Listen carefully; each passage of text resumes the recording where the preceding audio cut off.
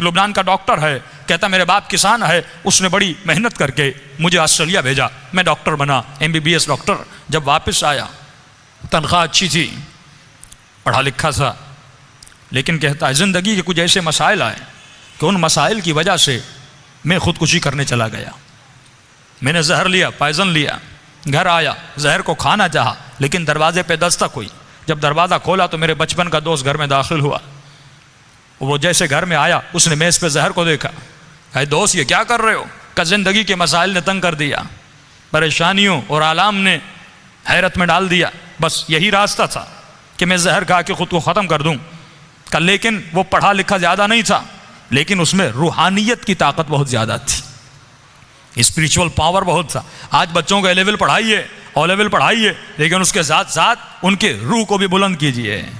آج ساری توجہ اس پر ہے کہ بچوں کو انجینئر بنانا ہے، ڈاکٹر بنانا ہے۔ ہاں بنائیے، اہل بیت منع نہیں کرتے۔ فرمایا ربنا آتنا فی الدنیا حسنہ وفی الآخرۃ حسنہ، جتنا اس کی اسکولنگ کا خیال کرتے ہو اتنا ہی اس کی آخرت کا خیال کرو، کہ یہ قدر ہے، یہ احساس ہے کہ بھائی میرا بچہ مہنگے اسکول میں پڑھ رہا ہے، مہینے کی فیس 20,000 دے رہا ہوں، 10,000 دے رہا ہوں، تو مال دنیا کی خاطر یہ ماں اٹھنا نہیں چاہتی، یہ باپ اٹھنا نہیں چاہتا، لیکن صبح کو اپنے بچے کو ٹائم پہ اٹھاتا ہے۔ یعنی اس کی دنیا کی تو فکر ہے، لیکن یہی بچہ آخرت میں نماز نہ پڑھنے کی وجہ سے جب جہنم میں جائے گا، اس کا پورا بدن جہنم کی آگ میں جلے گا۔ کہ قبر کی پہلی رات مولا فرماتے ہیں اتنا فشار قبر ہوتا ہے کہ ہڈیوں سے ماں کا دودھ نکلنے لگتا ہے، لیکن اس بچے کو نماز کے لیے نہیں اٹھانا، اس بچے کو اسکول تو بھیجنا ہے، ڈاکٹر تو بنانا ہے، انجینئر تو بنانا ہے، لیکن مولا فرماتے ہیں وہ علی کا شیعہ نہیں جس کے وجود میں غیرت الہی نہیں۔ بچیوں کا حجاب کا خیال رکھا کرو، ان کی عفت کا خیال رکھا کرو۔ کہ مجلس حسین میں آ کر اس بات پر رویا جاتا ہے کہ بی بی زینب کی چادر کو لوٹا گیا، لیکن اپنی بچیوں کا حجاب کا خیال نہ رکھیں، اپنے بچوں کی غیرت کا خیال نہ رکھیں۔ فرمایا یہ کب ہوگا؟ جب تمہارے ضمیر بیدار ہو جائیں گے،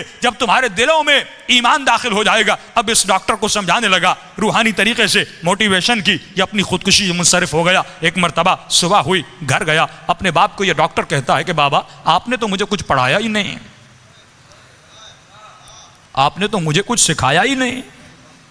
تو باپ غصے میں آ کر کہتا ہے اے احسان فراموش، میں نے اتنے پیسے خرچ کیے، اتنا بڑا ڈاکٹر بنا، آج اتنے پیسے کما رہا ہے، اس کی بجائے کہ میرا شکریہ ادا کرتا، آج یہ کہتے ہو کہ میں نے تجھے پڑھایا نہیں، میں نے تجھے سکھایا نہیں۔ کہ بابا آپ نے جتنا کچھ مجھے پڑھایا تھا، اگر کل رات میں زہر کھا لیتا میرا جنازہ آپ کے سامنے ہوتا۔ کہاں گیا پڑھنا، کہاں گیا لکھنا، کہاں گئی جابس؟ لیکن کہتا ہے اے کاش وہ میرا دوست آپ سے ملتا اور میں آپ سے ملا تھا۔ وہ زیادہ پڑھا لکھا نہیں تھا، اتنا بڑا ڈاکٹر انجینئر نہیں تھا، لیکن اللہ نے اس کے اندر روحانیت کی طاقت رکھی تھی۔